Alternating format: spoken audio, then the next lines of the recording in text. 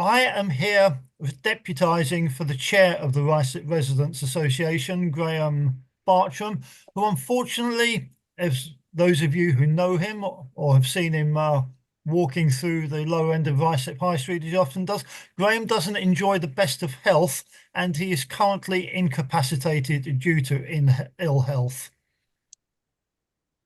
I'll do my best to stand in for him. It's quite a novel experience for us.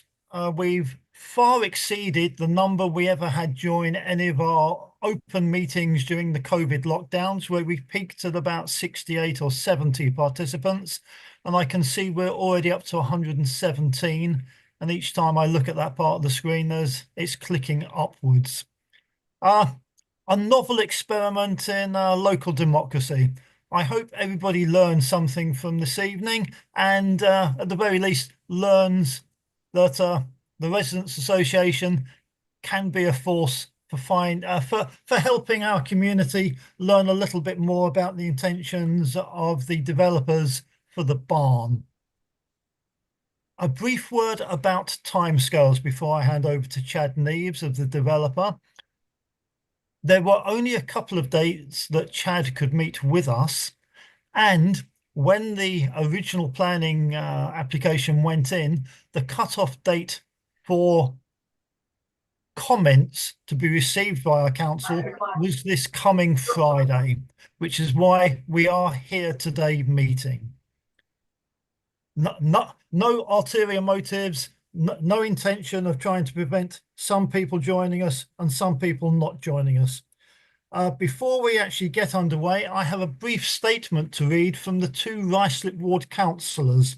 That would be Councillor Susan O'Brien and Councillor Doug Mills. If you'll excuse me while I consult my phone to get the precise wording. I can bring it up on the screen. Okay, that would be handy.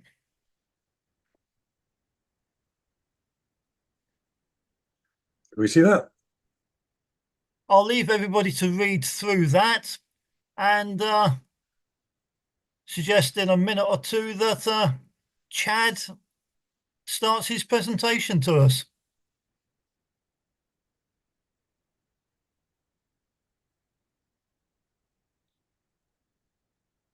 Oh, and I will point out that this statement and the slideshow that will follow will be available for everybody to download either from a link supplied by Daniel, or I'm certain there will be a link on the Ruislip Residents Association website.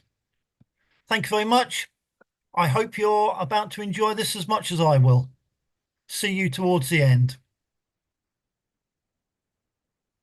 So I'll just say to everyone, we've got Chad Hughes, well, he'll tell us who he is, the developer of the proposed site works.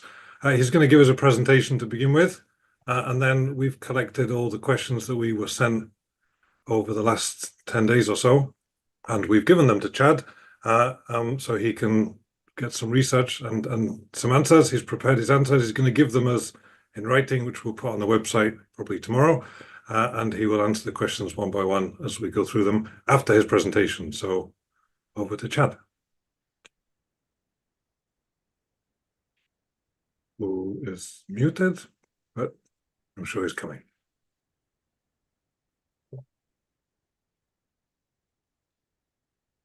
Oh, maybe speak up a little, Chad.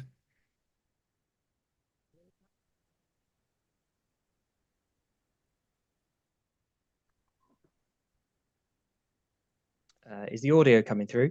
Yeah, we hear you now. Excellent. Good evening, everybody, and thank you, Daniel and the rest of the team at the RA for organising this. It's a really good opportunity for us to share our proposals. I'm just about to share my screen as well. So let me know if you can see this. We can. I'll just start by giving you a bit of a background. I'm not sure how much information people know about the history of the site in terms of its planning history, but this is an aerial image that we commissioned recently, and it forms part of the CGI that are now on the planning portal for all to view. The southwest aerial view this is an existing view. of the site. So the border of the former hotel along West End Road that you can see dropping down to the roundabout and then wrapping back to Garden Close. As a result of declining demand, the previous hotel owners decided to dispose of the site as it was no longer viable to continue as a going concern. So Chase New Homes acquired the site, and an application for its redevelopment was submitted. Many of you know it was for 96 dwellings. 2 of the blocks, one to the rear and one closer to Garden Close, there were 6 stories in height, and they also included some houses to the rear and conversion of the listed buildings back into dwellings. And this scheme was refused in September 23. There were 11 reasons in total for the refusal, but the central objection that the LPA had was the harm that the scheme was deemed to have to the listed buildings from the scale and mass of the development, the bulk of it. And also there was insufficient family-sized dwellings as part of the proposal. So my involvement in this scheme started after that decision. I'm newly appointed to Chase New Homes as development director, and this was one of the first projects I picked up. I've approached this from a fresh perspective, put together a new planning and design team, and we've come up with something that I'd just like to describe to you now. So this is the same aerial view, but with computer-generated image of the scheme, which is available to download from the planning portal. So in combination with the original reasons for refusal, we entered a pre-application process with the local planning authority. We met with a number of officers on site, shared initial proposals that we had, learnt from their verbal and then written feedback following the meeting that we had. And as a consequence, we've developed the design of the scheme that you can see before you here. So the focus of this scheme has very much been around the heritage element of the site. So the farmhouse, a former dwelling in the rear of the image here, and then to the front, the old barn, and then a recent oak room.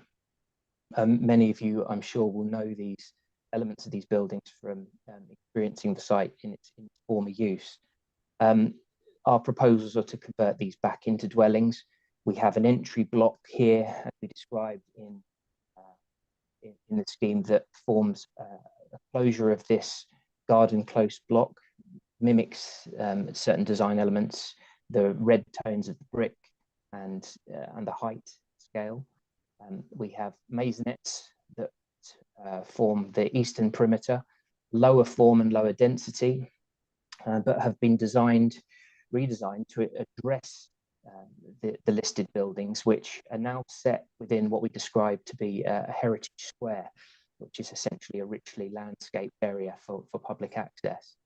And then the density of the scheme increases towards the north of the site and closer to the urban forms of the town centre as we reach what we call the railway block.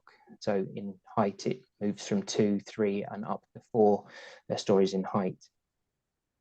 And then the other element of the scheme, which is a new addition from and won't have been seen on the previous application, are these 2 gatehouses, which we feel provides a couple of key features. One, it's a literal gateway into the Garden Close.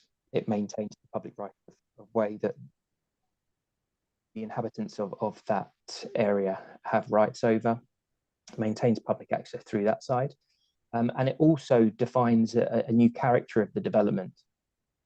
You enter this area, it's a distinctive character, which was some of the feedback that was gained from the pre-application meeting. That's a key feature of the scheme. I have produced, as a bit of an aid to people the summary document, which I will also share after this meeting. So this effectively is a plan form of the computer-generated image that you've just seen, picking up the accommodation and mix initially. So the north of the site are described as the railway block. So we've got 41 apartments in this block, combination of 1, 2 and 3 bed units. The maisonettes predominantly along the eastern boundary, and then there's also 4 units south of the Heritage Square that really frame off. They're limited to 2-story and 14 units in total. The listed buildings that I've described will be split into 3. So again, this farmhouse building, that was part of the feedback from the pre-application. One of our earlier proposals was to see whether we could split that first into 2 units, but Conservation Officer was really keen that we retained that as a single dwelling, respected the former use and character of the building, which we've honoured in this submission. And then the entry flats, there's 12 units here. You'll notice on plan in terms of the car parking that the majority of the M43, which is the building regs term for wheelchair spaces, is closely linked to this building because all of our wheelchair adaptable units are located within this block. And then as you come south of the site, you'll see that the gatehouses, of which there are 2, these are 3-bed units with parking associated in this area. So just a summary really of the key features. It's a creation of a new heritage square, which forms that rich landscape setting for the listed buildings. Public access, the second key feature. The planners were very keen for not only for the listed buildings to be retained and to be restored, but also enjoyed by the public. So a key feature of the scheme is opening up this site once again to the public, to be able to move through, enjoy. There'll be seating around the area, so it's a mixed use area really, and touching on biodiversity, we've achieved a 10% net gain in biodiversity on this site, despite its very urban setting, which is quite a testament really to the lengths that we've gone to improve the setting for the listed buildings. And then that public connection continues through the site. Space has been created to the west of the railway block to provide a connection to the rear passageway, which connects to the staircase up to the railway bridge. The key feature of the site are the excellent transport links. So just going back to the CGI, I think most people will know that the Met Line is north of this site, with the Ruislip station here. In planning terms, that gives us a really high transport score for the site. A couple of things. One, we can reduce the quantum of parking associated with that. A lot of the inhabitants here, particularly the 1-bed units, will be more inclined to use that public transport commuting into the city. And also another feature that I highlight here is that we've got 128 cycle spaces, which is actually an over provision against standards. We've got a large cycle store marked D within the railway block, another separate block next to Garden Close, and then an isolated block south of the entry block. And then finally, just to touch on drainage, I know that there are often local concerns with flooding, which is a really hot topic at the moment, and we've all experienced the heavy downpours and the impact that that's had. So our design follows a SUDS hierarchy, which is a technical way of saying that there are sustainable drainage systems that we've designed in place. You'll see the green roofs on the flat roofs of the apartment blocks, which help slow the flows down to ground level, where we effectively catch that water. And I've got extracts to show that there are attenuation cells below ground, which effectively store the water and then they feed it back into the surface water sewers at a slower rate. So effectively, the discharge of surface water from this site will almost be back to the equivalent rate that it would have outflowed from this site if it was a green field. So that's a really key feature, and it's an enhancement on the area as it stands as well. So I hope that was useful just in terms of a very brief overview summary. There are lots of documents on the planning portal, which all of these elements go into far more detail on. And I would direct you initially to the design and access statement, which provides something of a more technical take on all these things. And also another key document is the Heritage and Townscape document produced by Iceni, which gives all the information on the listed buildings and how we intend to move forward and approach the conversion of that. So Daniel, I don't know if you wanted to move to questions. I do, yes. So if I share my screen to let everybody see the questions, I have one slide per question.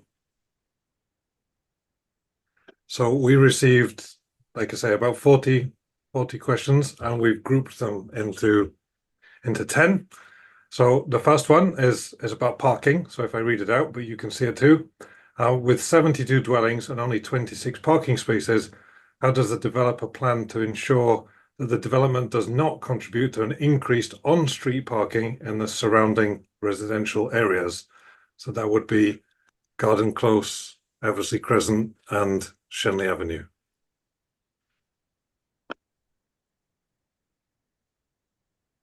We can't hear you.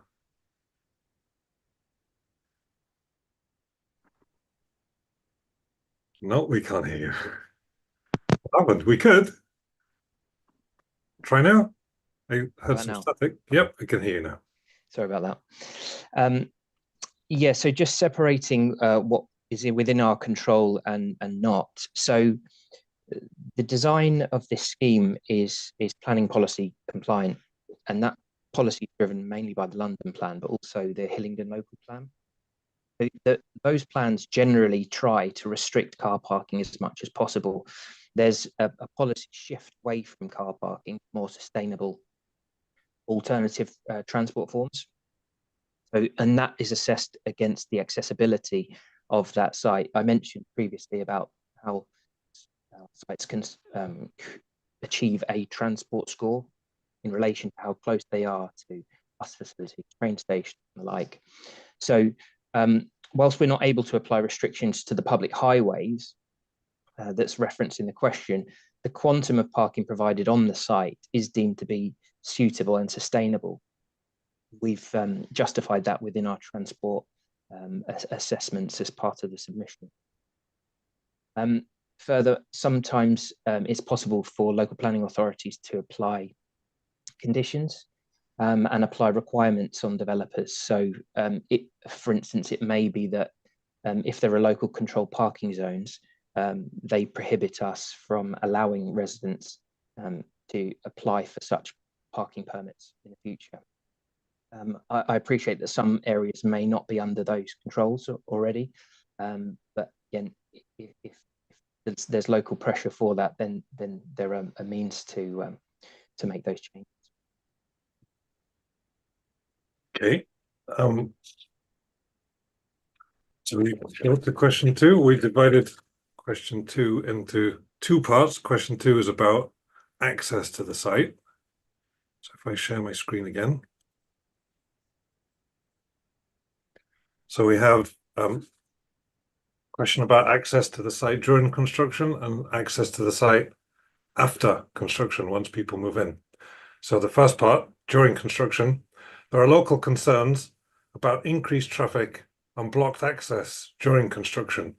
What specific measures will the developer implement to manage access to the site, specifically the footpath and cycle route connecting Eversley Crescent to West End Road, which is the path between the 2 gatehouses, and to minimize disruption to local traffic and to ensure the safety of pedestrians and residents throughout the construction period?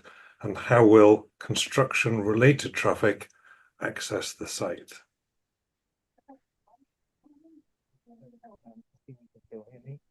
We don't hear you again. We lose you each time. Back. Say something else. How about now? Yes, I can hear you now. Good. Okay. Apologies for that. Yeah. So construction traffic. So all construction traffic will enter and exit the site through the main access of Western Road, where the roundabout is. Gatemen will be present to direct traffic movements for the public safety, and the pedestrian routes through Garden Close will be maintained throughout that construction phase. They may have to be diverted in some way or form, but they will be maintained. What's common for every planning consent I've seen over the last 5 years is construction management plan conditions, and that requires developers to provide the local authority with very detailed proposals for how they intend to manage traffic flows, manage public safety, all the things that the question lists. And we employ consultants and logistics specialists to assist us with that. And those plans will come forward should a consent be granted. And of course, they'll be reviewed for how appropriate and robust they are by highways and other officers.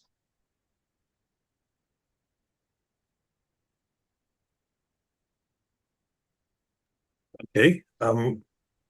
So there are two footways, one against the railway and one between the two gatehouses. So you're planning to keep both open. Oh, so the footpath against the railway is outside the title line of our boundary. So our hoarding would effectively replace the boundary that's there, but we won't be moving into that area. Okay, but your drawing showed there was a gate to it, like a new entrance to that area afterwards. Yeah, that's correct. Right. So we move to after construction then. So access after construction, given the increase in traffic and specifically the concerns about safety of the access road joining the roundabout on West End Road, how will the developer ensure that the completed development feeds vehicle, cycle and pedestrian traffic onto West End Road within safe and convenient access for both new residents and existing traffic? So that is the two roads that come out of the barn and down the bridge from the high street onto the roundabout, which that's the bit that people are most worried about. Yeah, sure. I'm assuming you can't hear me again. No, I can hear you. You can this time, good. If I can share my screen again, Sure. it might be easier to explain it. What the new proposals do. So if there is a slide, sorry, figure 7. No, is it figure 7 or figure? I think it's the first pairing, isn't it? Yeah, well, actually, what I want to show is this. So this is the existing site entrance off West End Road roundabout. So if you can see how tight this bend is, and when we were looking at this initially, this maneuver for refuse vehicles is extremely difficult. What most of them have to do is they have to drive onto the roundabout, do a 360 turn, then drive in. If you compare that to this proposal, what we've actually done is we've increased the depth of this turning to allow vehicles to move in and through before turning around. So that drastically improves the tracking that we've proved within our transport statement. And further, there is much better pedestrian link through the site. So if you can see this footpath here, I'll go to the landscape site plan where you can see the connection to West End Road. So we've provided a quicker route for people across the site to reach the railway bridge. And then for non-ambulant users, wheelchairs, we have effectively a ramped area that comes through the site, this side, and connects to West End Road. So that presents a significant improvement. The proposals seek in all manners to improve the pedestrian and cycle safety and connectivity by providing the enhanced routes into the site. And further, the anticipated vehicle movements that are associated with the development have been assessed by specialist highway consultants, and they only have a very modest impact on the local highway networks in terms of this small number of increased vehicle trips from the former hotel. So the hotel was a 72 bedroom hotel, and at its peak, the traffic flows are very equivalent to the 72 dwellings and the reduced parking that we've already discussed.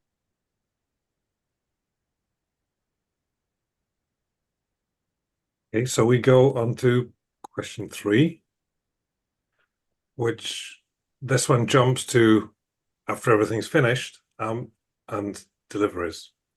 So with limited parking space on site, how will the developer ensure that delivery services such as Just Eat and Deliveroo motorcycle food deliveries, or supermarket grocery deliveries, and Amazon or normal courier services can access the new dwellings efficiently and without causing disruptions either to new residents with bad parking or to existing residents along Eversley Crescent and Garden Close? That they would be all the mopeds that we have driving around with pizzas on the back. And we lost you this time.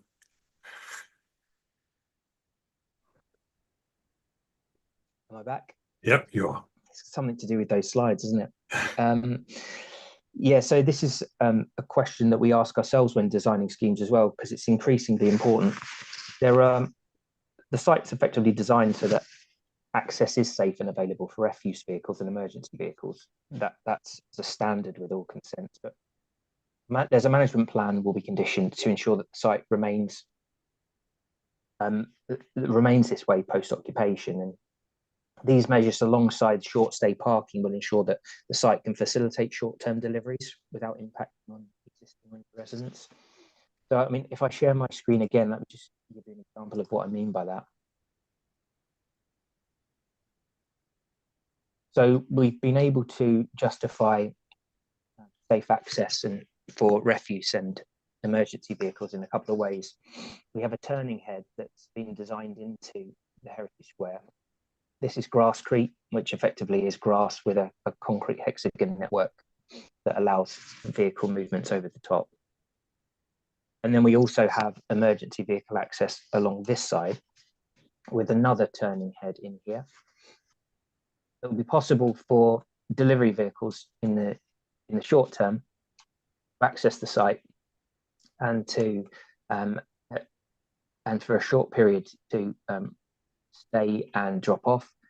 There are also other areas. So this particular area isn't identified as a parking space. It's actually identified as a waste reception area where people will bring their bins to.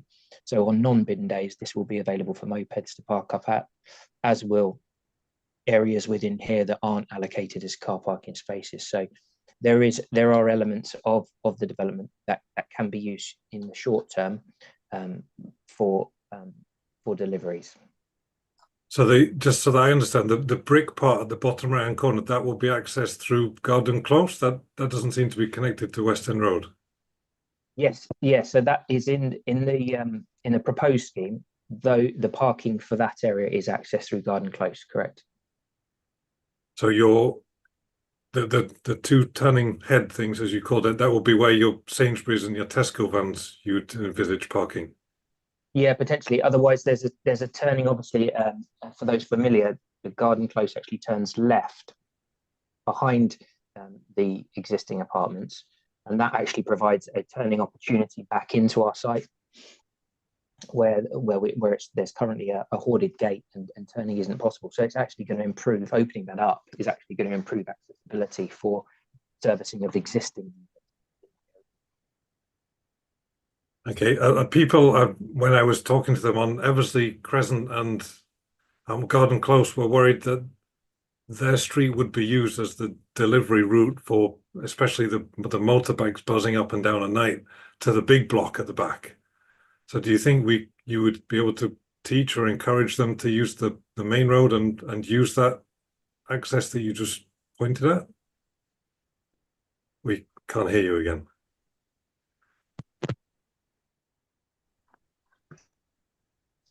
No, not now. Might give up soon. Yeah, I can hear you now. Here, yeah, okay, excellent. I think delivery drivers will always take the fastest route, and I believe that to be the West End route that I've outlined initially. Further to that, in some instances, there are delivery and service management plans that are conditioned. In those cases, as we've done on other schemes that we've done successfully, we actually provide information leaflets that residents can pass on to delivery companies of how and where to access and when. So again, that's part of that management scheme of how do we want this scheme to be serviced, and how do we want that servicing not to impact the residents and the neighbouring properties. Okay, thank you. So on to our next question, number 4, the proximity to the existing homes. So the existing neighbours immediately next to the new development have got concerns about the proximity of construction, particularly in terms of privacy, sunlight, and potential overlooking. So how has the developer addressed these concerns in the design and planning of the project? And let's see if we can hear you. We can. Testing, okay. Yep. This is obviously a really important topic, particularly for the people on Eversley Crescent that border the site on that eastern boundary. In planning terms, to mitigate the risk of overlooking here, there is clear policy in the local plan and London plan of how to address it. There are separation distances, and there's also measures that can be taken to reduce the overlooking between habitable windows of existing and proposed buildings. On our site, where we have the maisonettes that back on, we have approached that with a combination of things. So in some instances, the separation distance is exceeding, and even in those conditions, we have applied opaque glazing up to 70% of the window pane, so that and that is more of a technical reason, because there's a 1700 height from finished floor level where it's deemed that overlooking cannot take place. So opaque glazing has been used in that instance. And then to the north, the railway block at first floor, there is one unit that does back on, and to prevent any direct habitable to habitable room overlooking, we've introduced oriel windows, which on plan effectively are triangles. So one side of the triangle is opaque glazing and the other is clear, so that line of sight is away from the neighbouring buildings. So that's how we've addressed overlooking. Again, that was something that was raised at pre-app and addressed. And in terms of sunlight, this has been assessed in detail by our consultant, Anstey Horn. So there's a report that you can find, and I'll provide the link to the report, which is on the planning board. That demonstrates that 100% of the rooms assessed achieve the BRE guidelines values for both annual and winter sunlight. So if I share my screen again.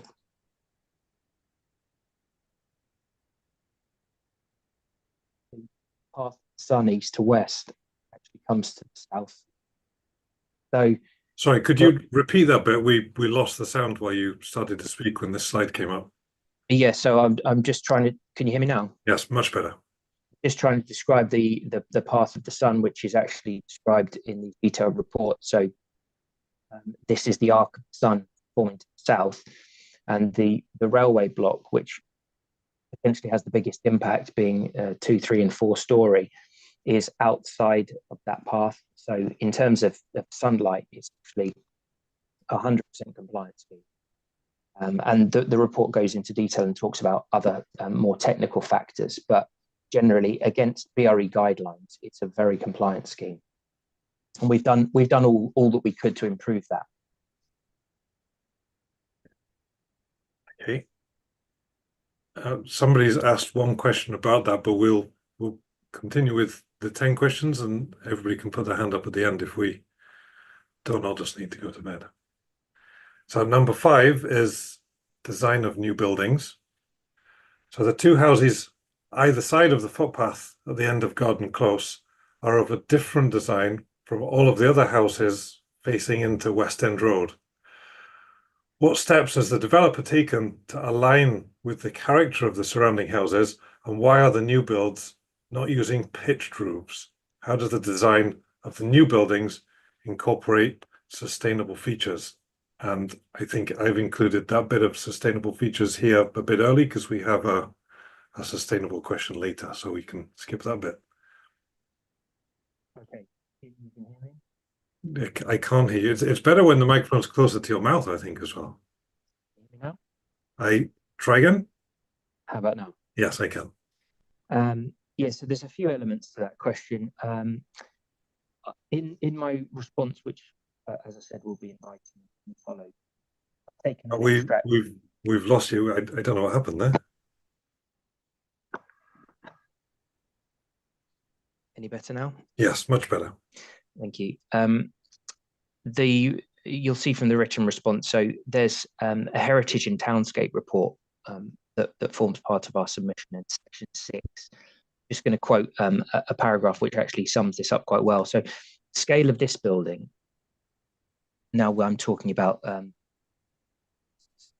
entry block, reflects that of 1 to 36 Garden Close, and as suggested by officers at pre-application stage, its proposed design reflects the urban block, thereby completing it. In doing so, the proposed development contributes better definition and enhanced activity to the street line. And the gatehouse design is therefore, it offers this, in the literal sense, a pedestrian access as a gateway, and also a conceptual sense for transitioning into this separate design character. I think it was a really key feedback from the pre-app from the design officer that this site had to create its own design character and identity, and that's set against the heritage element.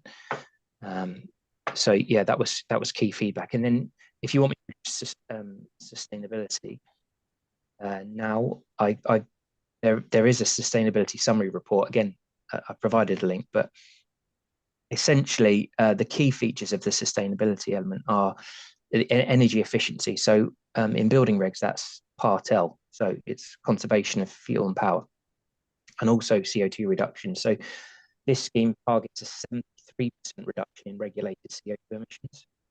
And we're doing that mainly through electric-led air source heat pumps and PV panels. You would have seen the PV panels on the site plan that I shared previously. Overheating risks have been reduced and are within guidelines. Again, we're using all the latest technology to achieve that. Water efficiency is ensured with 105 litres per person per day. The drainage features I've already described are a key element of sustainability. And inclusive access. So 90% of the new build units achieve M42, and then the 10% are for the wheelchair adaptable units. So that summarizes the response to that. Let me know if you think I've covered everything on that. I think you have. I know somebody has specific questions, especially the people who live on West End Road. But again, we get people to put their hands up at the end, and we keep with the questions that you've already prepared the answers to. So on to number 6, which moves on to private amenity space. So given the importance of private amenity space for all of the new residents, but particularly the family homes where it's likely they will have young children, how has the developer addressed the provision of adequate outdoor space, such as gardens or balconies, for the proposed new homes? And mention of balconies, someone did ask in the questions about overlooking. What impact on the windows may be opaque, but what about the balconies? Can't hear you, no. Apologies for this. Yeah, I think we can get you now. Yeah, sorry about this. Yeah, so in summary, the proposals have been designed to achieve private amenity requirements of the London plan. That's in the majority of the cases. So that sets out minimum balcony sizes. And then for the ground floor units, private amenity space increases, and it has been provided there. This is a constrained site, and due to the nature of the public open space that we've designed around the heritage elements of this site, because that's been given such primacy within the design, there are going to be shortfalls in amenity space. That same problem was identified in the original refusal, and there were proposals for contributions to offset that shortfall. And again, that will form part of that actually has already formed part of our viability calculations. We've effectively allowed for a contribution towards open space and recreational facilities that will support further amenity provision. But there is a small element of play on site it's informal play within that heritage square. And there are communal areas for the private apartments. What we've tried to do is open as much of the site up for the public access as possible. So where there are deficiencies, we hope that we've addressed that within separate contributions that will be within any 106 agreement should come forward. But when you say about contributions to amenities, that means what, paying to have a park somewhere else? It means paying to the local authority to decide how that's best used. It won't be to create a new park, but it may be used, can't count, but it may be used towards play equipment elsewhere in nearby facilities. Okay. So question 7, we're getting through them well, so I think we should be able to have questions at the end. If I go back. Question 7 is about the listed building restoration. So given the importance of preserving the listed building at the heart of the site, how will the developer ensure that the restoration of this heritage asset is carried out to the highest standards and that it remains a valued community resource for generations to come? And will any assurances be given that it will actually be completed and not left unrestored once the new flats are built?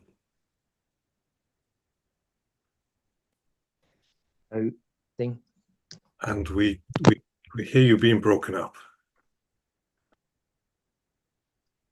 Hopefully I'm back now. Yes, you are. Yes, so the listed building is, I mean, it's front and center of this site. There's no question that this couldn't be delivered, and there's also no question that it won't be delivered to a standard that's of the highest possible. And I say that for a couple of reasons. One, because as a company we have experience of delivering such projects. We're currently working on a former school for the former Friends School in Saffron Walden, which is locally listed, but it's an extensive refurbishment, and we use specialist consultants. We're using Hutton and Rostron there, and they are expert in assisting with this type of development, and we've got a track record of delivering. The units are be converted for sale, so they form part of the whole site viability. They clearly are a significant cost, but to sell those units, we need to sell them with structural warranties. Those warranties come from warranty providers such as the NHBC, Premier Guarantee, ICW, and it's simply not possible to do those conversions and get those warranties without the works being to that standard. So that's from a developer's perspective in terms of producing a product that people are going to buy, that have the surety that they're going to be structurally sound. From a heritage perspective, obviously, should we be successful, any consent for these listed buildings would be heavily conditioned. To be totally honest with you, there are elements of the refurbishment that we won't understand how to achieve until we have done invasive works. We don't know what is hidden behind some walls. But what we have said and we've introduced in our design new build buttress walls on the barn, for instance, that we know elements are going to be required to assist in structural support. We know that more work and more investigation is required, but a consent needs to be in place to be able to go to that next level of detail, and frankly, cost. This is a significant cost once you take the investigation works even prior to delivering the works and the refurbishment. So we are very confident that we can do that. We have a track record to show that we can do it, and it will definitely be done to the high standards, and it will be conditioned as such. Okay, thank you. Could you talk a little bit about the headline that people see on the planning website is the partial destruction of a listed building, and I think a lot of people are concerned that some of the nice bit or the old bit is going to get knocked down. So do you have some maybe pictures or something you could show that say this is like the 60s bit that we're going to get rid of, and this is the old 100 years old bit that we're going to keep? Do you have something that we can show people that you're not knocking down the old bit? Yeah, well, without keeping you here all night, there's an extract, a really useful extract within the Heritage and Townscape report that has a plan view of the farmhouse and the barn. And it shows you which elements are listed and which elements were later piecemeal development added on. It's very clear to heritage consultants and the listed consent itself what is being retained, what needs to be retained. The next step is working through the detail of how to retain that effectively, and that's where the conditions come in. There will be procedures to follow for these assets that we intend to follow. So it's very clear from that Heritage and Townscape. And when I send these responses, I will insert the extract so that you can see that. It's really useful. Okay, yeah, I think a lot of people will be reassured if they could see that the good bit is being kept. Absolutely. So on to number 8, about affordable housing. So how has the developer addressed their obligation to ensure that the project contributes to local housing needs, particularly for key workers, and with respect to affordable housing?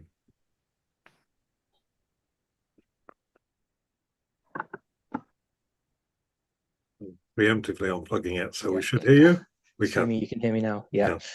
Good. Yes. So this is a really key question here, and it's something that we've attempted to solve ourselves. Essentially, the application proposal has been viability tested to assess the level of planning obligations that the scheme can reasonably sustain, and that includes the affordable housing provision.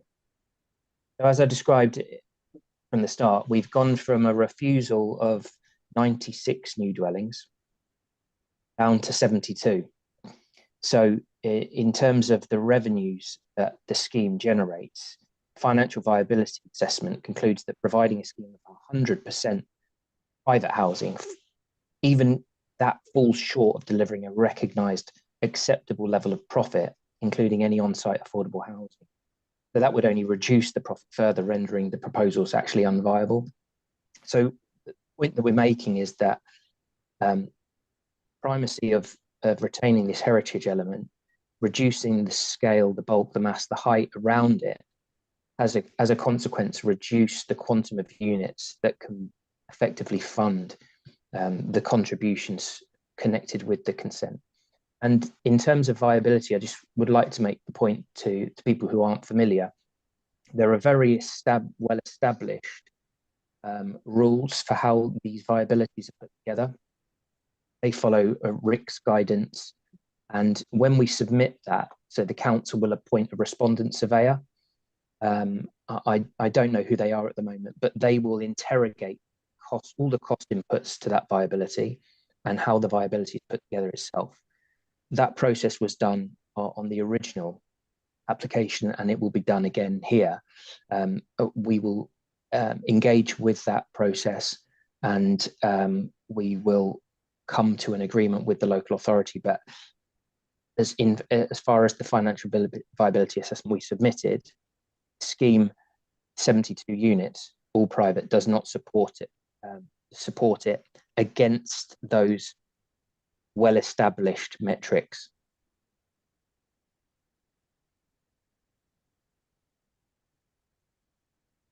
Okay, so on to question 9. The environment and flooding topic. What measures will the developer implement to mitigate the risks of negative environmental impacts of the development, particularly in terms of flooding and biodiversity? And how will they ensure that the project contributes positively to the local environment? I think you touched on part of that in your introduction. Yes, I did.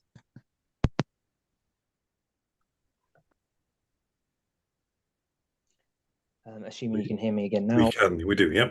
I'm back. So if I could start with addressing the drainage. Drainage was a part of that, wasn't it? Well, flooding was, which draining will help. Yeah, so if I can share my screen again.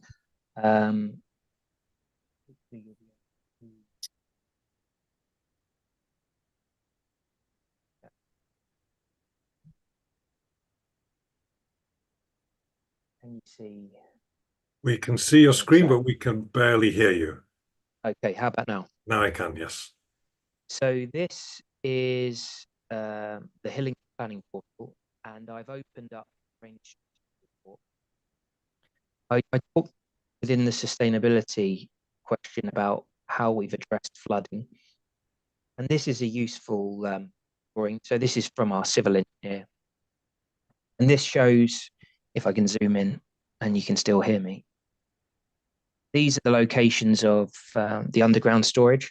So effectively, our surface drainage network feeds back to these areas where it's attenuated. So that means it's collected, and the flows out of this storage into the sewer are slowed by hydro brakes, which effectively are restricted orifices on the outflow pipes. So that's a key feature of ensuring that that flooding isn't going to be an issue on this site in terms of the design. The brief is that 1 in 100 year storm events have been designed to be accommodated here. And that also includes an uplift of 40% climate change. So increased rainfalls accommodating 40% climate change. So it's actually a very sustainable scheme. And then also if I flip, if it will let me flip screen, I don't know if that changes your screen that you're seeing. I still see the same technical drawing. Yeah, okay. The screen I shared with the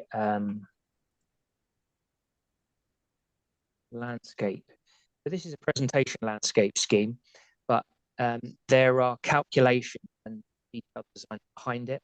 So essentially, weaving biodiversity is measured by a metric tool now, which split into habitat units and hedgerows. So the habitat units are driven really by how many areas can you create on this site that can support ecology generally, and that metric now is a planning requirement to be achieved at a 10% level gain.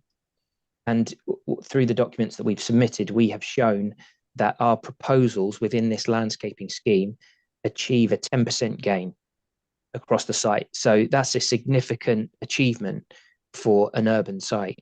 We have other schemes where, you know, you have really struggled to achieve that, and you have to look off site, buy credits and different things.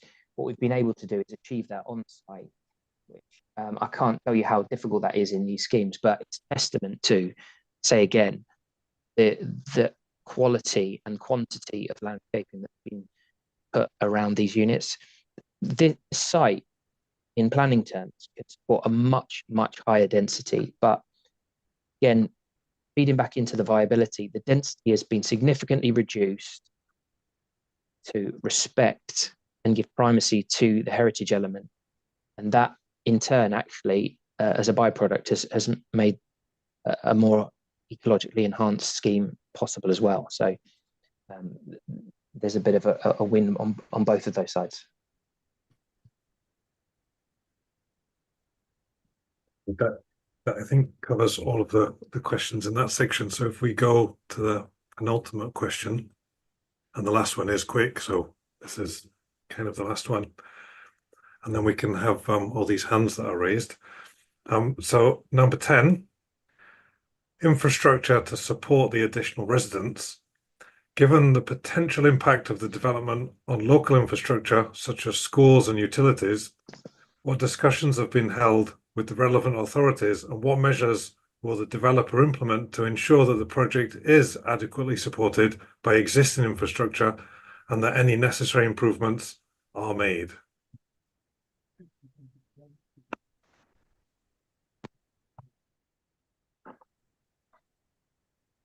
Can we hear? Am I back? You are, yes. Yes, excellent. So again, this is a statement on infrastructure and foul waters required as part of the validation requirements. So this is a document that I will give as a link in my responses, but essentially the energy strategy for the site requires no gas. So there is an existing gas supply that will be cut off, and we will not be drawing any gas for this site for any purpose. Electricity will be drawn for the site. That will obviously cover the units, the public lighting, and also the car park in terms of 100% electric charging provision. We have close relationships with UK Power Network and UK Power Solutions, and we've undertaken capacity studies for that. Capacity is within the network without the requirement for substation, so that's been established. In terms of foul and surface water drainage, you'll see a response from Thames Water within the drainage report that I showed you the extract for recently. That again shows capacity within the sewers. And then in terms of infrastructure for fibre communication, again, that has been indicated and provision is there. So again, that will be provided. And in the unlikely event that off-site reinforcements required, which we've been confirmed with different points of connection applications that it's not, it's incumbent on the person applying for that to fund it. So that cost never gets transferred to anyone else other than the person relying on the application directly. The person who sent that question, or part of that question, was concerned about disruption that might be caused by the improvements to sewage connections and mains electricity going in.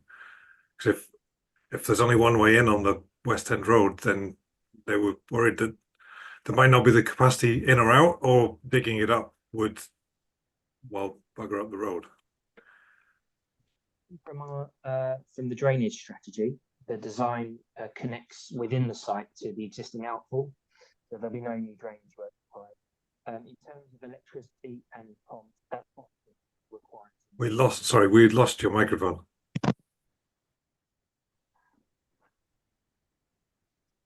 Am I back? Yeah, that's much clearer. So assuming you heard what I said on drainage. Yep. New connections for electricity and ET, want a better description, often do require street works. I can't tell you that they won't be required. What I can tell you is that we've got a widened entrance now with that footpath, so we can actually bring services along that route rather than necessarily going in the vehicle entrance. But it's possible to maintain access and do those works. Okay. So the last question, which I don't think will take very long, and then we can go to these hands. Number 11, the timescales. What are the timescales and the start date, with permission granted, I guess, to completion?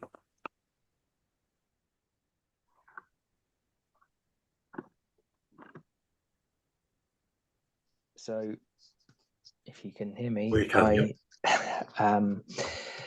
obviously, depending on the planning process and should consent be granted, we would look to start the site probably within 6 to 9 months of gaining consent. Obviously, there's early works that are required in terms of design, demolition and the like. So it's a likely lead in 6 to 9 months. And then duration on the site, would be circa 2.5 years in that order. Sorry, it broke up. How many and a half years? We got the half. 2.5. 2.5. So you would envisage people moving in like 3.5 years after consent. In the order of that period, yes. Okay. Well, that concludes our pre-advised questions, the ones that we had beforehand. Graham, shall we go to the questions from the raised hands? Yep, I see no reason why not. We're here for local democracy, and Glenn Hurdy just had his arm up for close on an hour, so I'd be rude not to let him ask his question. So, Glenn, if you unmute yourself. Yeah, thank you very much. Can you hear me? We can. Good. I've got a few questions actually. If you don't, I don't know if you want me to ask all of them. So you mentioned the route changes. I believe that must be reviewed. Looking at the footpath, that footpath leads directly onto the junction, where even with that junction, the changes, you still had a hard left for any large vehicles, which looks to me that's a serious injury waiting to happen. That'd be one of my concerns around the route changes. Not sure if you want to respond to that one first before I go on to the next. Yes. And it might be worth you bringing the plan up also, just so I can.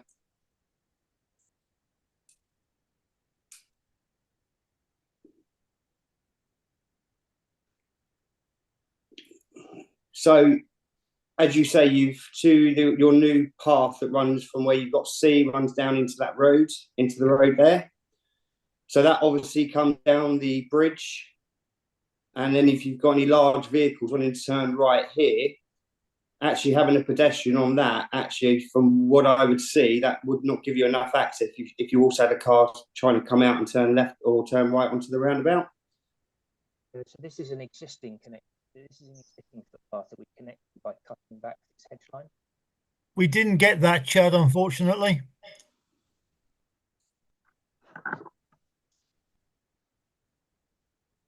Sorry, am I back? Yep. Thank you. So this is the existing footpath, isn't it, on West End Road? And we were effectively proposing to cut back this hedge to connect to it further up so that we don't reduce the width of this junction.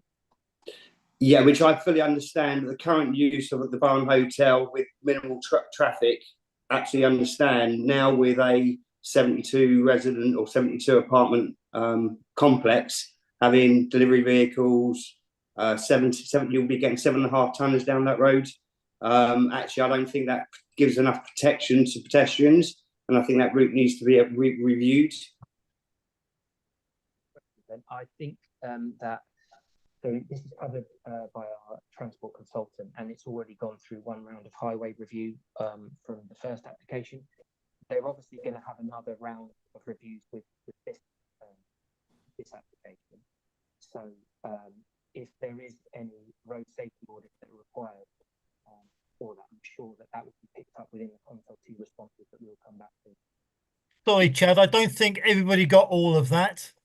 I got most of that. What I could say, and I absolutely understand you've got lots of consultants and professionals, it could be worth making a point to go back and actually raise that as a concern, put it on record, just so we can ensure the safety of all our residents. That's fine. Yeah, I'll preempt that response from highways and our other. Okay, brilliant. Have I got?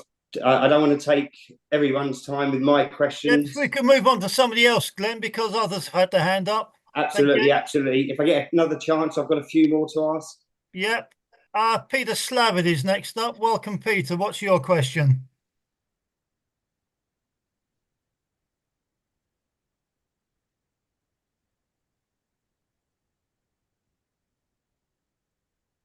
Peter, you need to unmute yourself. Yeah, I wasn't allowed to unmute myself. Sorry. And I have to say, even if it upsets people, I find it very difficult to take seriously someone who can't manage a bloody microphone. However, I want to come back to flooding. My house on Pembroke Road and several other houses on Pembroke Road have been flooded 3 times in 10 years. And the reason for that is that the Thames Water surface water sewer is unable to cope with heavy rain. So I'm sure you've done a very good job at making sure your site doesn't flood, but you've also going to inevitably pump more water into that Thames water drain, and it won't cope. It can't cope now, so it's certainly not going to cope afterwards. So there needs to be remedial work done to the sewerage to ensure the capacity increases. Otherwise, the Pembroke Road, the flats, the area around the station are all going to flood even more than they do now. So I need to know what's going to be done about that. Yeah, sorry, Peter, about Can't hear you, sorry. you can hear me now. We can. So firstly, apologies for the microphone. It's not a problem I've had before. Yeah, just in terms of what is in our control here, what is in any developer control, is only what's within their title boundary. We know the problems that Thames Water have and their infrastructure issues across London. What I can say categorically, though, is that we are not increasing surface water flows off this site. Surface water is what falls from the sky on a catchment area. The catchment area stays as it is, and we've proved by the drainage reports that we are slowing the flow of that water into the sewer as compared with the existing condition. So it is an improvement, and it will reduce the pressure on the network. That's a fact. What happens outside of that network is unfortunately not within our control, but still contributions to infrastructure. There are means and ways of funding to provide improvements to local infrastructure. We provide a contribution. How that is spent and implemented is for others to be accountable for.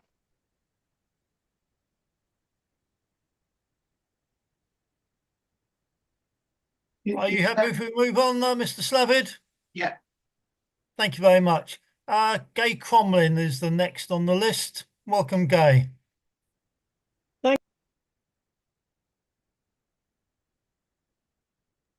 Thank you. Can you hear me? We can. Okay, I have two questions, one of which is very quick. So the first quick one is you've talked about car parking and bicycle parking, but what about motorbike parking? Because that's another form of transport that's more ecological than cars, and I've seen nothing about that in your thing. My second question is more about what eco systems are you putting in place? Are you putting any solar panels in, any heat pumps? How is that going to work?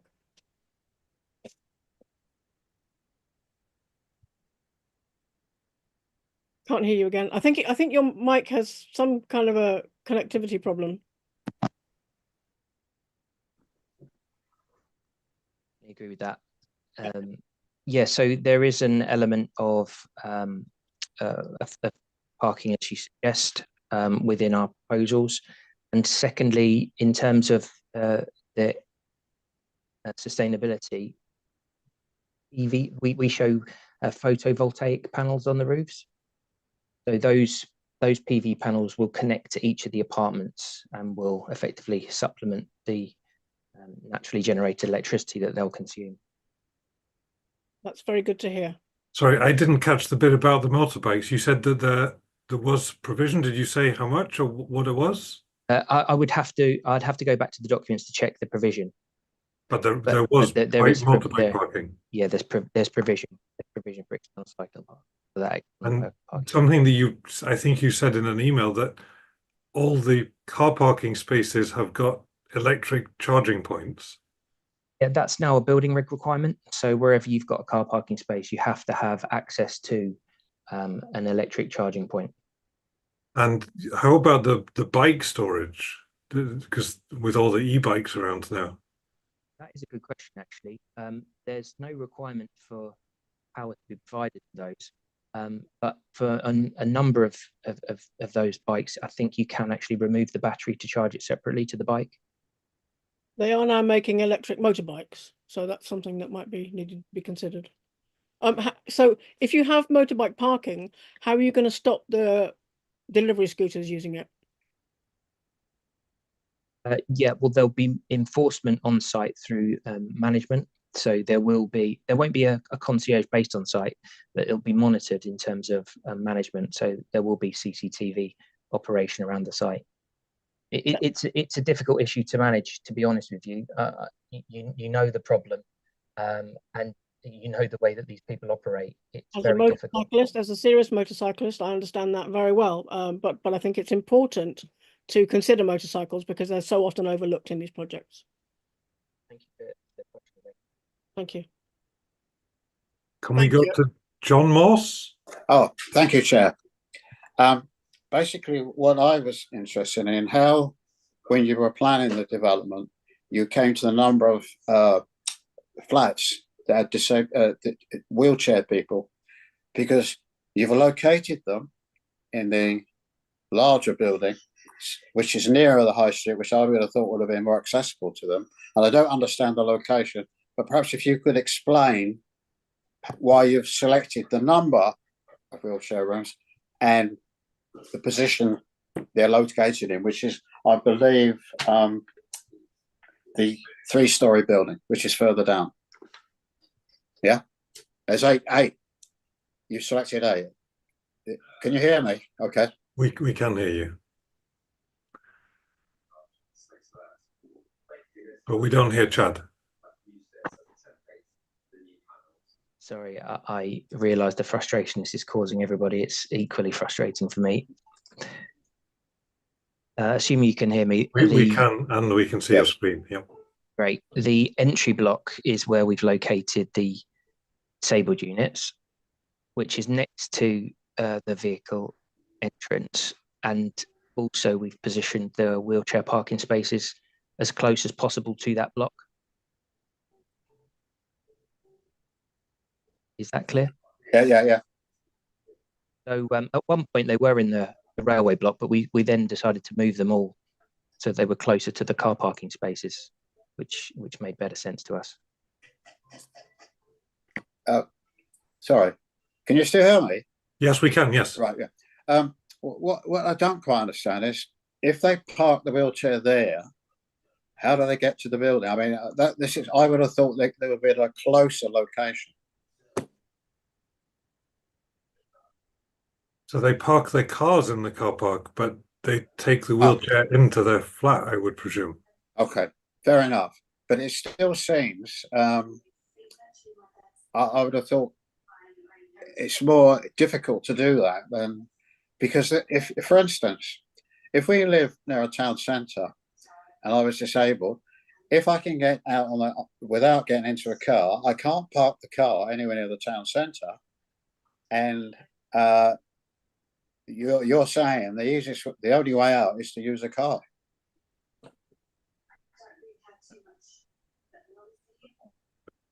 I can't hear Chad talking, but I can see his mouse is pointing at the pavement. Yeah, sorry. So out of that, the block of flats that's like triangle shaped is right next to the car parking spaces, but it's also right next to the ramp to the pavement, which would take you onto the bridge over the railway.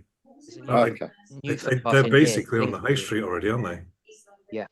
Well, it's to me, it's difficult to get out there, but okay. Okay, fine. You had a question about fire resistant lifts, I think, John. Yes, I do. The other question I have is, in the 4-story high building, have we considered putting in fire resistant lifts?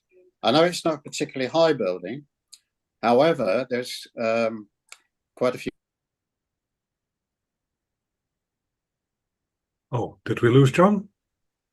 I think his internet connection has seized up. Oh, I can read his question. He said, will we incorporate fire resistant lifts in the 4-story building? Yeah, so if you can still hear me. Yes, we can. We have submitted a fire strategy document as part of the proposals that you can all read at your leisure. The railway building is 4 stories. It's under 11 meters for the fire regs, but we have decided to sprinkler the entire block, and we are therefore following technical BS 9991. That doesn't actually require firefighting shafts and lifts, But the unique feature of this building, even though it's low height, it has 2 stair cores. So there's actually 2 means of escape. So it's actually, for an apartment block of its height, incredibly safe in terms of fire design compliance. So no fire safe lifts. Are there lifts? There are lifts and they are compliant, but they are not firefighting lifts. Sure. But the Firefighting people who lifts live are on the 4th larger. floor of a family house don't have to go up 4 flights of stairs. Yeah, there are lifts. That was a question that someone else had. So I think that John sent me 5 questions, but they were all based on wheelchairs and the lift. So Graham, do you want to pick someone else?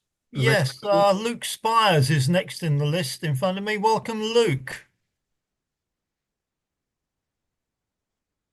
Thank you very much.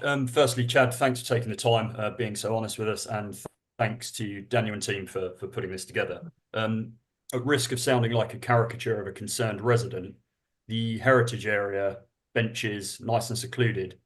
I heard you mention CCTV, but what sort of provisions are you thinking for attraction of antisocial behaviour there? Having formerly lived in Ickenham and near a very similar development, those sort of lovely seating areas during the day often take a sort of different character at night.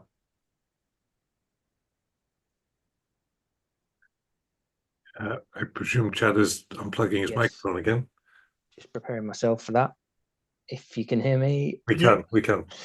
Thanks for your question, Luke. Yes, it is a question that I will be addressing on Friday morning, actually. I've been approached by the Secure by Design officer who is reviewing the current scheme. It's likely that any consent given here would have a Secure by Design condition applied. And for those that don't know, there are different grades of certification required.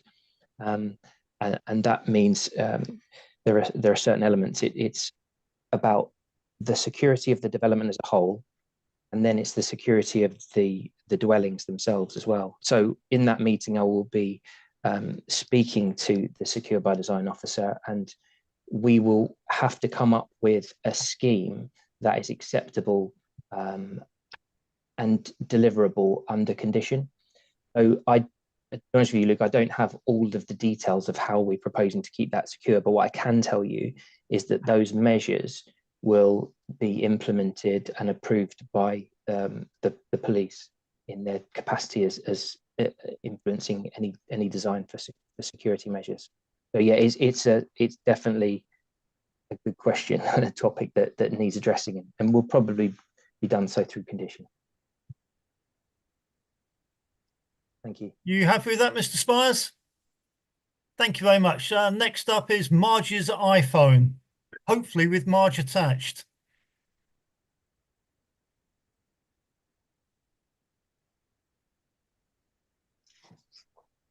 Right, I'm clicking on the ask to unmute. Perhaps she's there.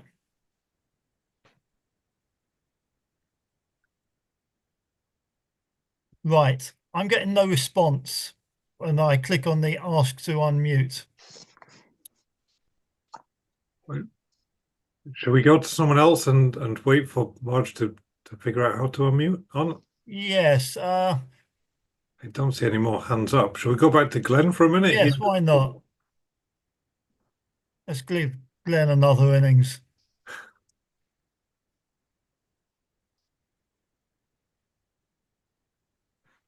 Can you hear me? Yeah. We can now. Hold on. So yes, next statement rather than anything, you address the parking issue with the 26 spaces. It really doesn't address the issue. It's still an issue.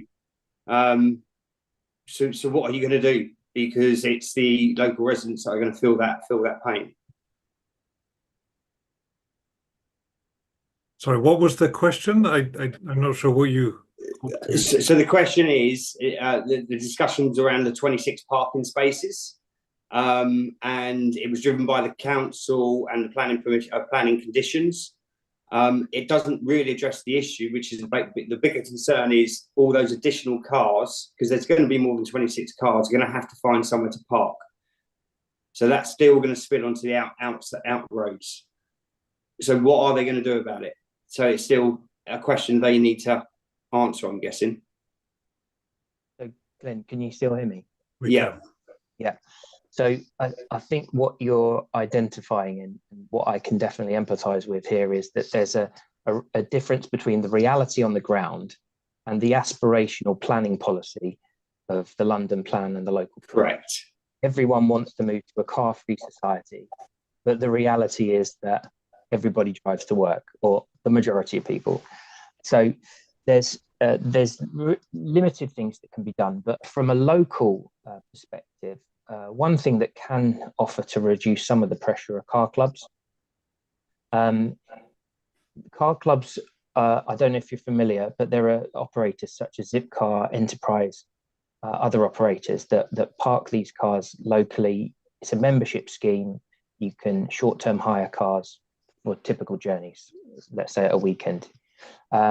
That is one measure that sometimes is employed within transport policies locally, but it's not something that, from my research, has been uptaken in Hillingdon. I don't know if you or the other people on the call have got any more experience of that.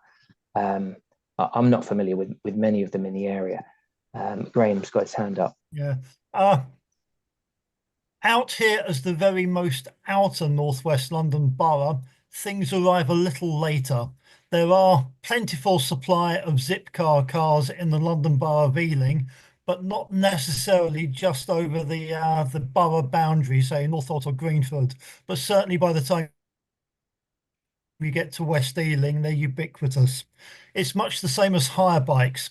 Nothing in the north. They do have some in the south to encourage students to get from Brunel up to the town centre of Uxbridge.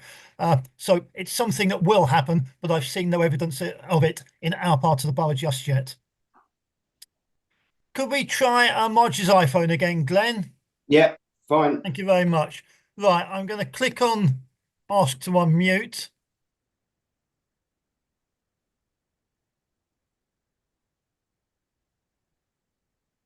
Right, I'm still getting no luck. She's Oh, not there. So should we go to Rob? Yeah, Rob Dolan. Evening, everyone. How are we all doing? A couple of small questions for me, just hopefully just quick fire ones. Chad, what's the frame construction for the buildings, out of interest?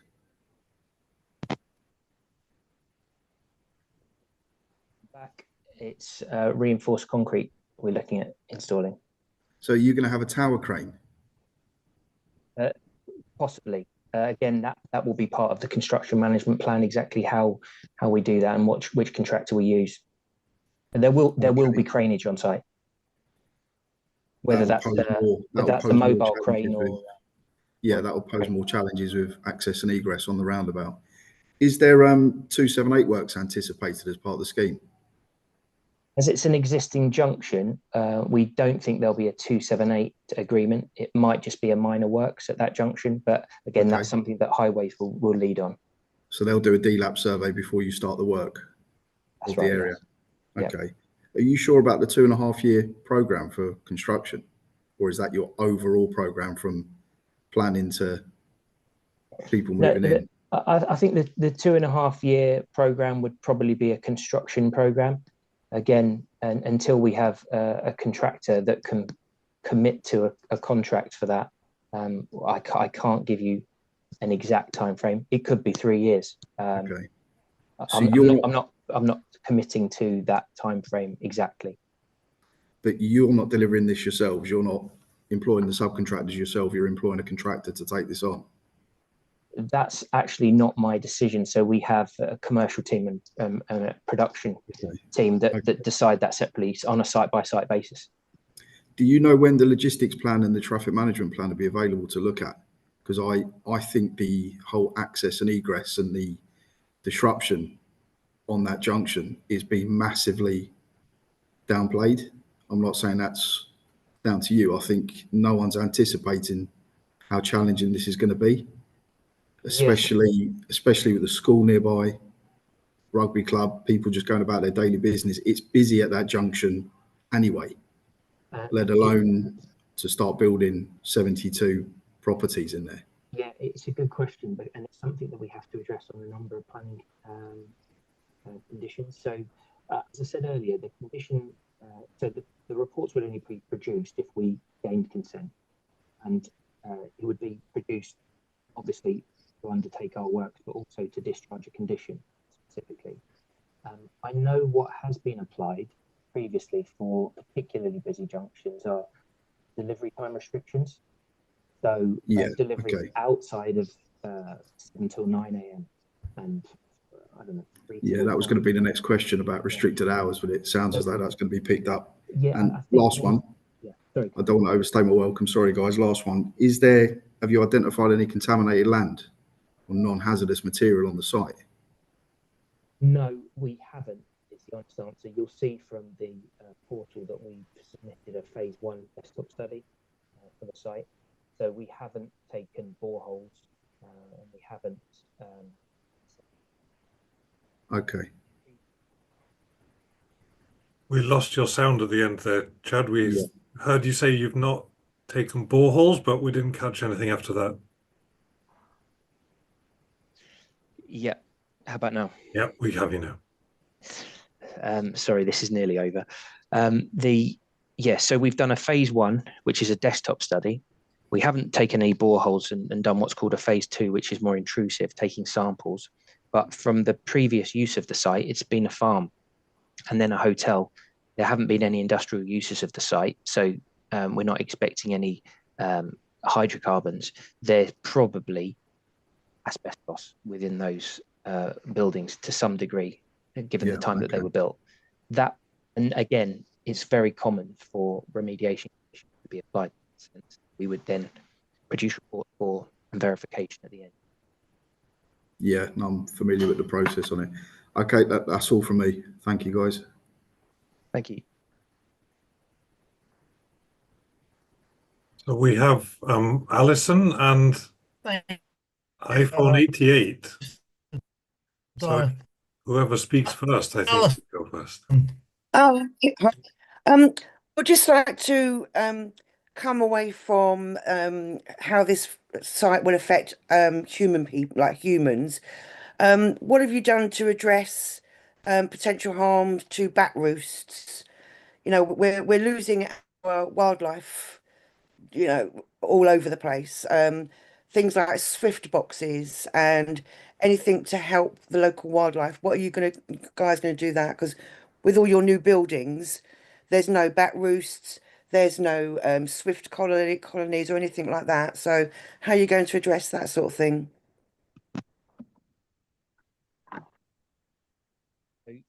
We've undertaken a bat roost assessment, and that included monitored surveys over the summer months. There must have been at least 5 or 6 different visits. The findings of that report are within the ecology reports, and that confirms that there are no existing roosts on the site. Okay. To your question about how we're going to provide habitats, well, one answer to that is that we've increased the habitat units on the site to achieve a 10% biodiversity net gain. So the bat roosting opportunities will determine probably by the predominantly the trees that are there, but also it could well be conditioned that we integrate bat and swift roosts within the buildings, which are quite common for the sites that we work on in more rural locations. So I think there are opportunities that are fairly low cost that can significantly improve the number of bat roosts in urban locations. Yeah, like, you know, hedgehog highways, you know, insect hotels. You know, we need to bring back this biodiversity of our nature.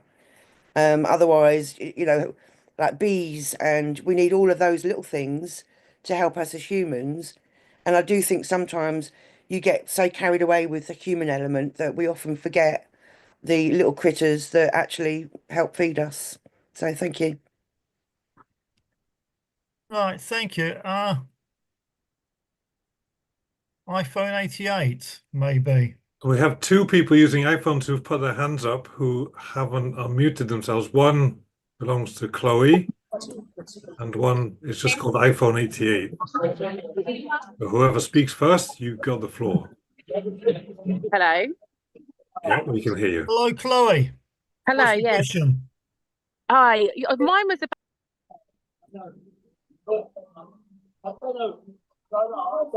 Chloe's muted herself again. iPhone 88, can we hear you? Is iPhone 88 ambient background noise? This is not an Apple advert tonight. Everybody with problems has got an iPhone. Chloe, do you want to unmute yourself again? Can you hear me now? We can, yes. Sorry. Yeah, my question, our house backs directly onto the site. And really, we just see that there's a big green open space on the West End Road side of the site. And we don't see why the green open space can't be left between our homes and the development and the big blocks of flats and everything that's very imposing on our homes on the West End Road side, where there are no residents to kind of be overlooking and overcrowding.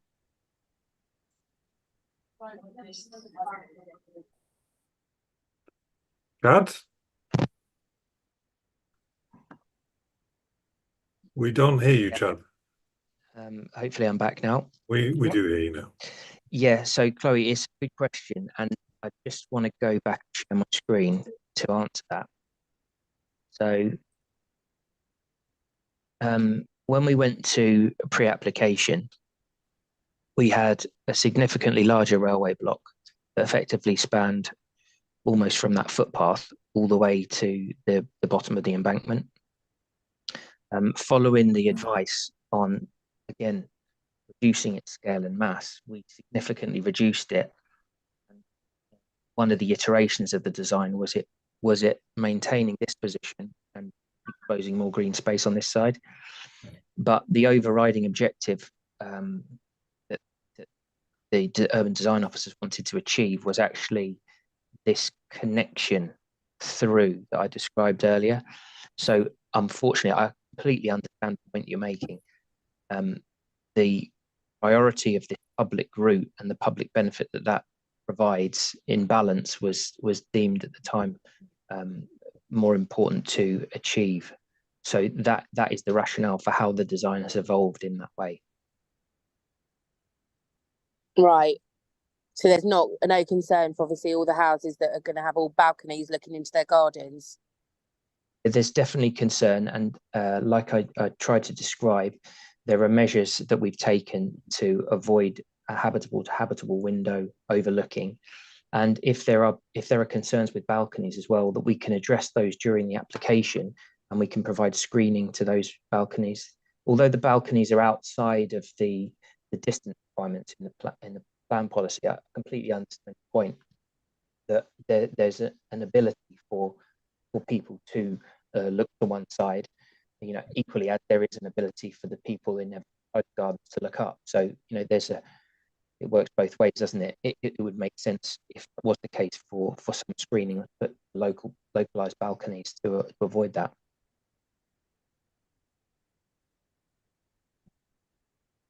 Did you have any other questions, Chloe?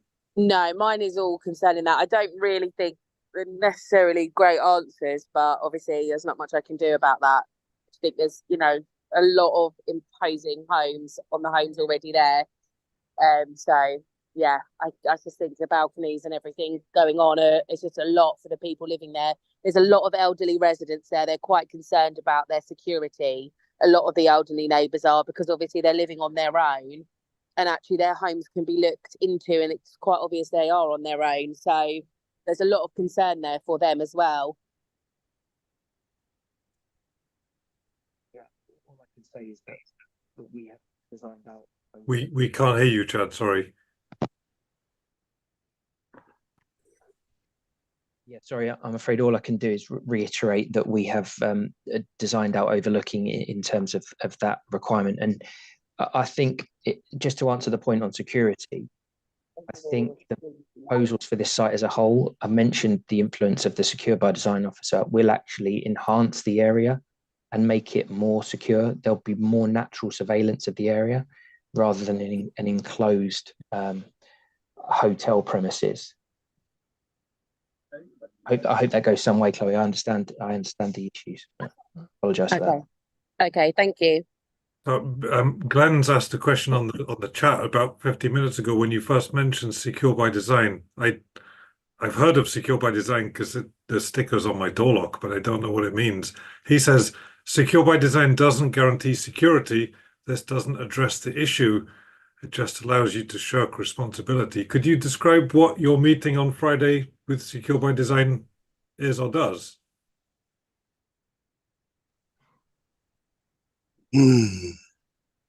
Oh, iPhone 88 woke up, but we don't hear Chad. You still hear me? We can now. Yes, secure by design. No, sorry, we've lost you, Chad.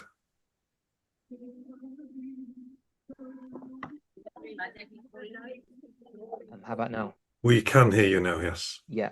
So secure by design is effectively an accredited checklist of design elements, and each tier provides a different type of security. You're absolutely right in saying that it doesn't guarantee security.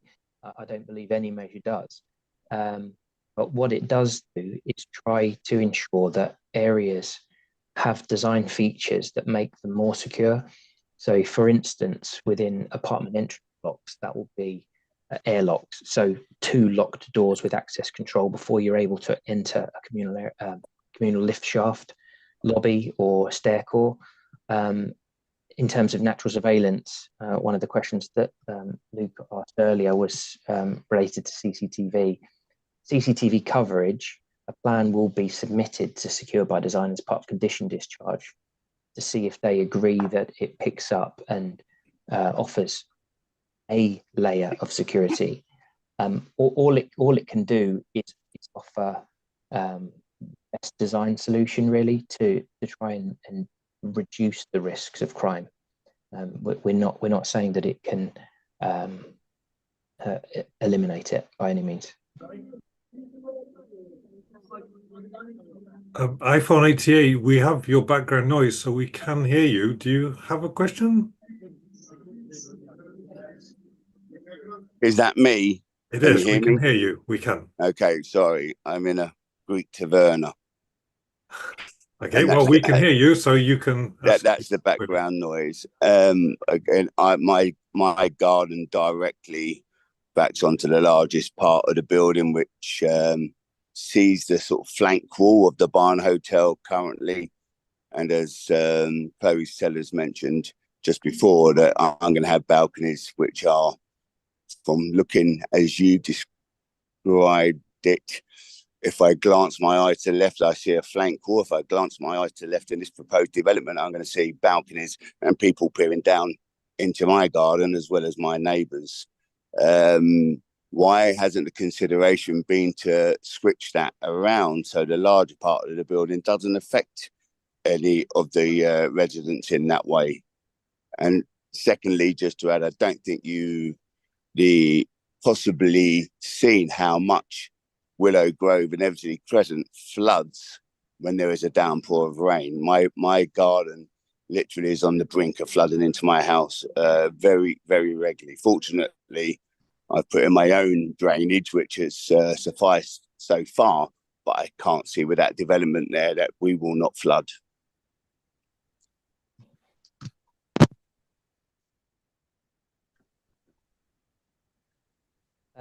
Thank you for the question. Again, so there's a couple of elements to that. I think I've covered flooding a couple of times, so I'm not sure if you caught those responses, but there will be in the written responses to guide you to that. I really take your point on overlooking and the balconies. I mean, I've mentioned in the response to Chloe that for particularly vulnerable areas, balconies, it's possible to provide screening one side. To be honest, not something that's within our proposals, but with your feedback, and I'm sure with the responses that you'll be submitting as part of your right to do so, you'll be raising those concerns directly with the local planning authority. We would be happy to address those concerns and provide screening now that that's been passionately brought to our attention by yourself. Sorry, I didn't catch your name, but thank you for your question. Okay. So we have Alan M with his hand up, and Sue has a question about archaeological digs. Do you want to take Go me? away, Alan M. Yep. Question.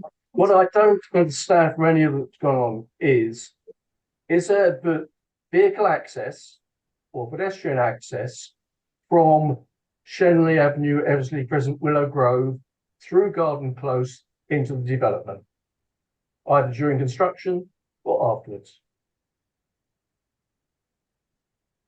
Yes, there is access in the permanent condition. I can share the plan to show you. So traffic will be coming down and saying, This is Garden Close here, and there are 1, 2, 3, 4, 5, 6 car parking spaces. So this is access for 6 car parking spaces. so Is that where they're going to be storing the bins and things like that as well? The bins will be stored in people's gardens, and on collection day, they'll be brought to this area, which is the refuse collection point for these units. And then we've got other refuse collection points here. That we've got internal bin stores for the apartment blocks. the bin lorries will be coming down there. So where will the bin lorries come down there, or will they go enough somewhere else and they cart them around the site to empty them? The regulations require refuse collection points within 10 meters of a refuse vehicle. So that's where they've been positioned. It's likely that refuse vehicles are going to come in here, turn around within our site or into our site, and then return out. I'm not sure of the collection procedure for Garden Close, but I'm aware that there are Euro bins outside the apartment. So I'm assuming, but I think a refuse vehicle must service these units down this way. So they come down. So it's extra. They're coming down. So there will be more vehicles because they're going there in addition to the current residential area. They'll be coming down Shenley and They'll come down Eversley Crescent or Shenley Avenue to get there, to get into Garden Close, so that they can then get into your site to do their whatever is needed to do. Will the access it? But I mean, how will you prevent? There's limited parking there. There's clearly going to be a fight for parking. So how will you ensure that area there isn't a free for all with people keep on coming down trying to park there, causing general chaos? from Eversley and Shenley.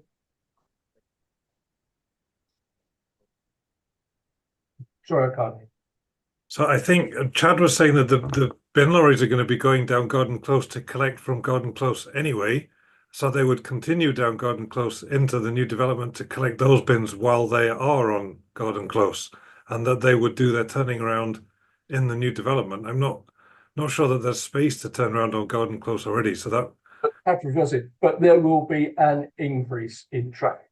Down Shenley. well, the bin lorry would be there on bin day anyway, wouldn't he? He would collect more bins while he's there.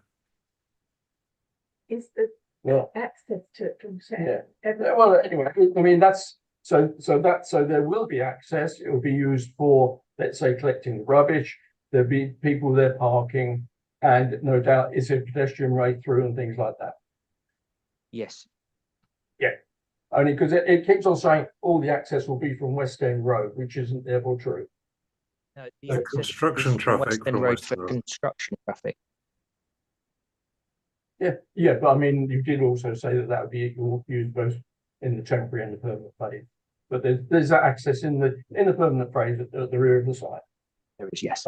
And I have to say, I don't think that junction is suitable. What junction? The road. We all know that the access to the barn was the original road, and it was all changed over 100 years ago when the Metropolitan line went in and the station was built, and that's that. It's been a very substantive junction like that. I think now is an opportunity. Certainly, putting in the gatehouse, I believe, makes it worse. I'd love to see the tracking diagrams for the vehicles that are going to be using it. I'm sure you're not going to get them around there safely, and they're not going to come out. You can drive over, a mini roundabout, I don't think you should, as is in your plan, direct them to the right-hand side of the circle. So while Chad fixes his microphone, Alan, at the beginning, I don't know if you saw, we saw two CGI pictures of before and after this development, and the entrance road, the road is wider, and the angle Yes. is much easier to get around it. What I'm saying is that we shouldn't preserve the totally inadequate. That layout there of the junction is over 100 years old. Right, but they're not preserving it. If you look at the before and after of that junction, it is significantly different. So compare that now. Well, now where the path is inside, it's a very difficult corner to get around. But it's almost like two parallel roads, and in the new picture, it's like a 90-degree turn. It's completely different. But where is it facing? To the right-hand side of the centre of the junction. If you didn't have the gatehouses there, you could come up with a solution which is much better. But the pavement is there, that's already there, that's being preserved. Sorry, the pathway where there are two people, that path is staying in the same place. Yes, but I'm saying the vehicles will come out and they are not entering the junction at a logical place. I'm sorry, if you were doing that nowadays as a proper design, not trying to bodge up 100-year-old design, you wouldn't do it like that. But there's almost nothing in common between the before and after. It is completely different. I don't understand how that isn't an improvement. The idea of the roundabout is you circulate round, okay? And then the idea is you try and circulate round the centre.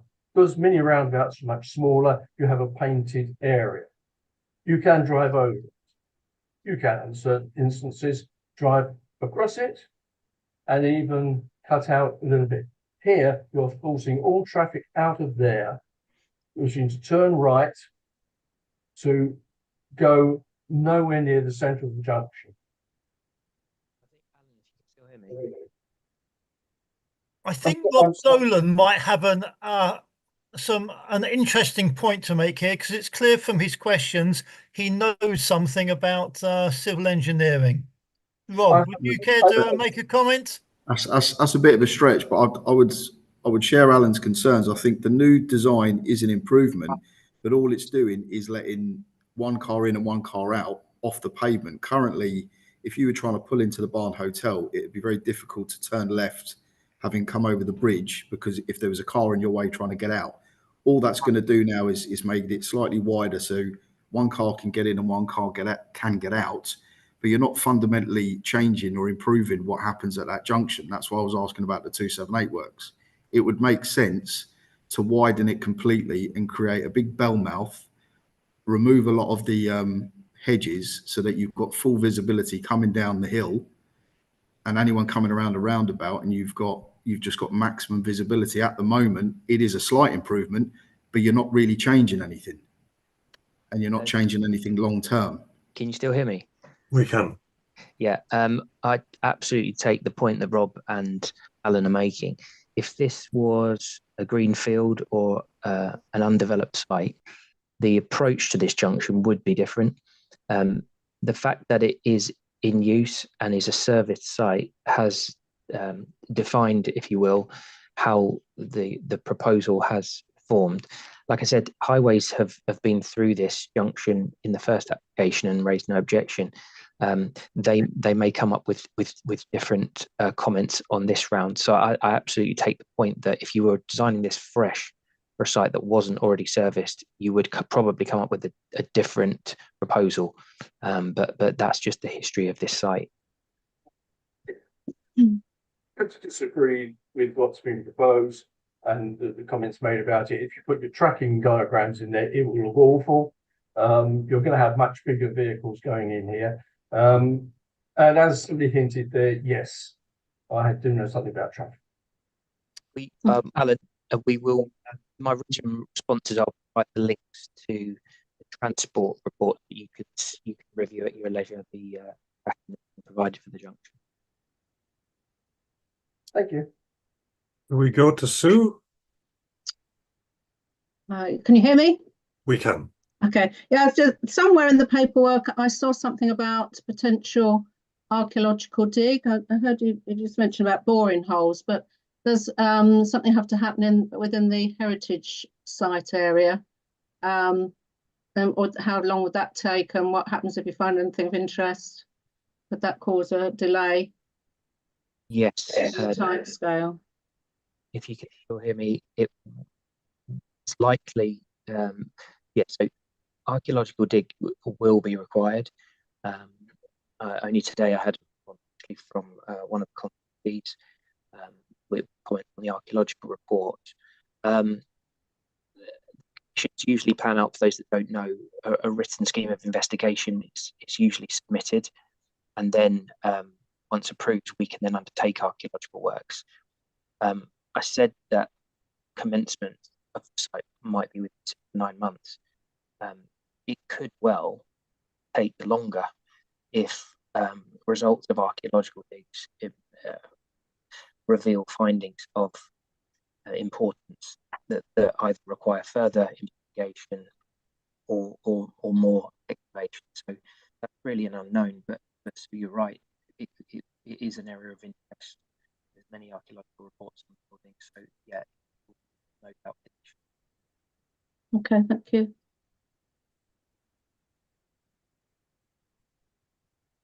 Shall we go to Sue and Dave Brennan? I think that's the last question.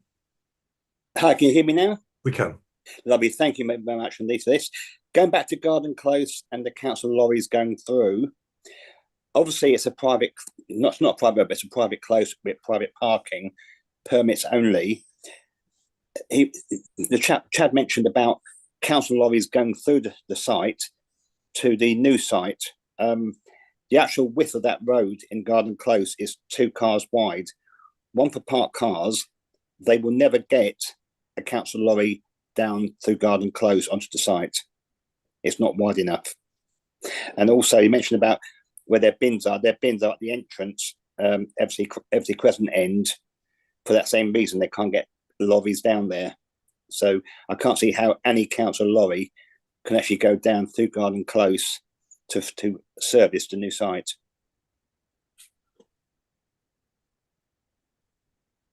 Did you hear all that?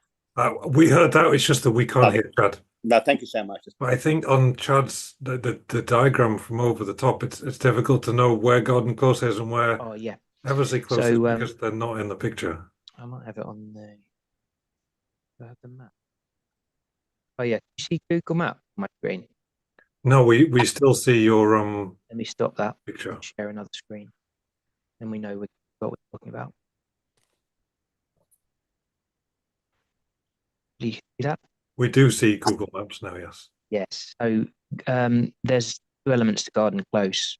There's the two-way, supposedly two-way, but cars parked in this area. So that would access the rear of the former Barn Hotel. I think what Dave's just said is that refuse vehicles need to collect the bins for that's this right. element of Garden Close at this corner. Yes. So when you go back to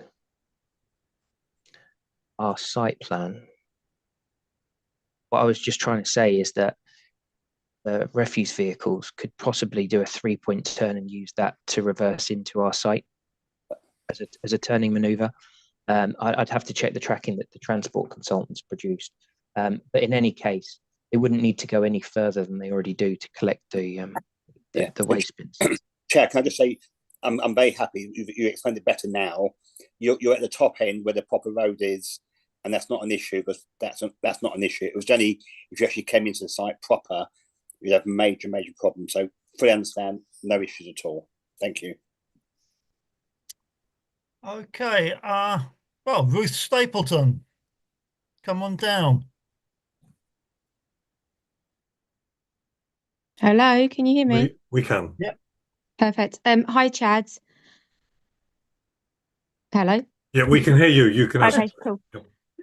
So my question for you, there's going to be potential of 72 new residential dwellings. With that is going to bring an increase to the amount of residents coming into the area. So how do you foresee the impact that that's going to have on local amenities such as GPs, dentists, hospitals and schools?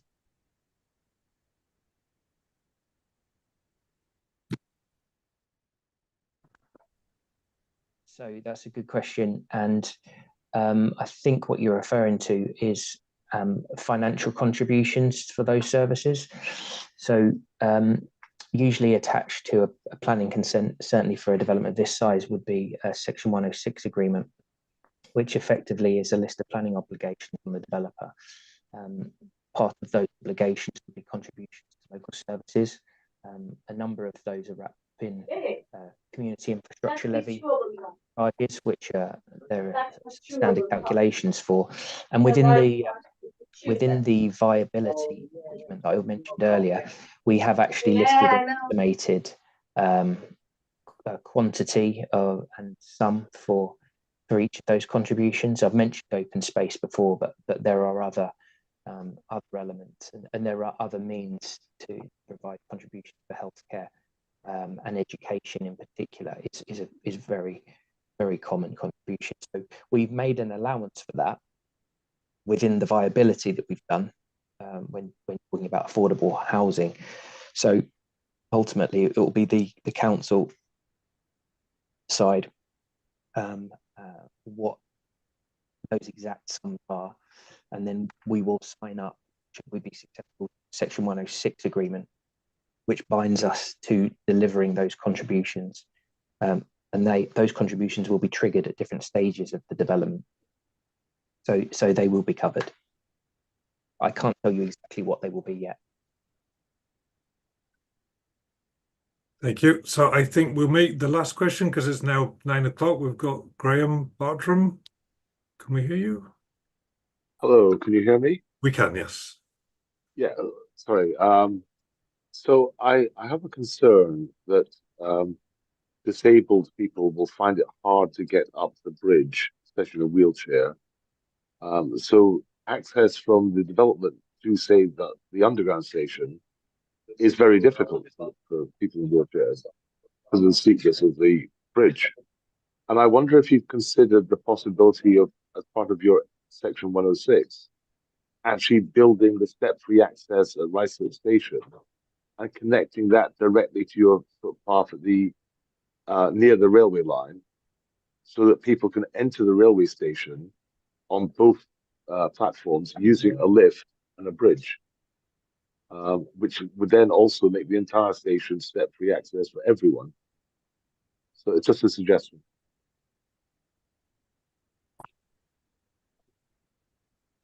We don't hear you, Chad. I guess you're trying to speak. Time I attempt this.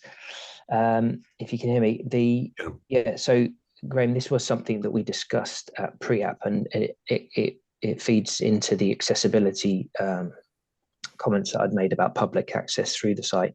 Obviously, the site is very constrained in terms of topography from the formation of that railway crossing. The best that we could come up with within the site was this footpath, because this is the area of the site that offers the lowest gradient. We did look at options of introducing ramps that effectively cut into this embankment, but they were so ridiculously long to achieve the required gradient that it effectively would have wiped out all of the vegetation on this embankment, which offers two main benefits. One is acoustic protection, and obviously we've spoken about biodiversity and the habitat that's required. Off-site provision is out of our control. It may be that there are wider plans for connectivity that the council have. They've not shared those with us, so we can only assume that any contributions made that are associated with this development could be spent on such a proposal. But as it's outside our boundary, then unfortunately it's outside our control to propose. It might be worth discussing with TfL. Thank you. Well, if we have run out of questions, I'd like to thank everybody that has stuck with us. We're down to 77, which does exceed the best we ever had for a Zoom AGM meeting of Ruislip Residents Association. And by my observation, we've peaked at 126 people logged in, or devices logged in. I would remind you that you have all day tomorrow and Friday to make any objections or comments you would like to make on the London Borough of Hillingdon planning portal about this particular development. And there will be links on the Ruislip Residents Association to the slides you've seen today, the questions you've seen today, and the previous planning documents that were shown at the general meeting back at the beginning of October. I've enjoyed tonight's exploration of democracy. I'd like to thank Chad Neves on behalf of the developer for the time he's invested in this and his level-headed answer of the questions from the residents of Ruislip. It may well be that we have a follow-up conversation with him at some stage, because as you can see, we're probably going to be friends of Chad and his colleagues for a couple of years, should this get planning permission. Thank you all for joining with us. Thank you for supporting the Ruislip Residents Association. And remember, keep your councillors informed of what you think about this development, because there are some good elements here. And it is a lot of work to read through all the documentation, but we can see that Chad and his colleagues have done developments before. Thank you very much. Have a good evening. Thank you very much, Chad. That was very good. Thank you.